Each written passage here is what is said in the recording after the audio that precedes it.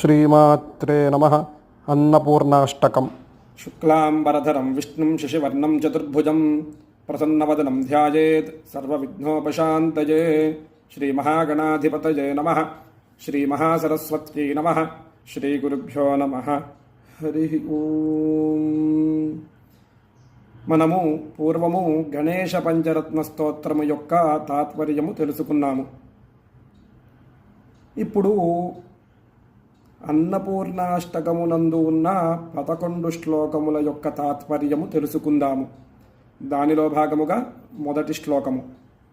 ఓం నిత్యానందకరీ వరాభయకరీ సౌందర్యరత్నాకరీ నిర్ధూతాఖిలదోషపావనకరీ ప్రత్యక్షమాహేశ్వరీ ప్రాళేయాచలవంశపావనకరీ కాశీపురాధీశ్వరీ భిక్షాం దేహి కృపావలంబనకరీ మాతాన్నపూర్ణేశ్వరీ.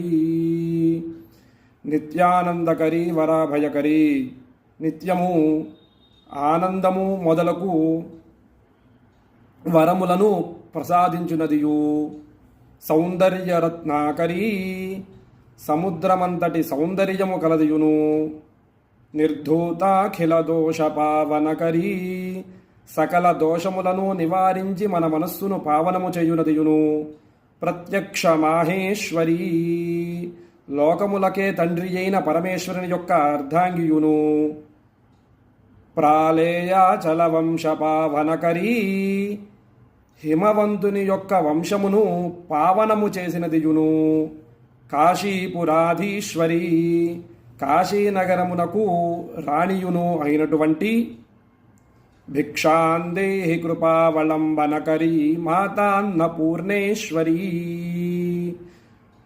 సకల లోకములకు తల్లివైన ఓ అన్నపూర్ణేశ్వరీ, మీ దయను మాకు భిక్షగా ప్రసాదింపుము అని ఈ శ్లోకము యొక్క అర్థము. శ్రీమాత్రే నమః.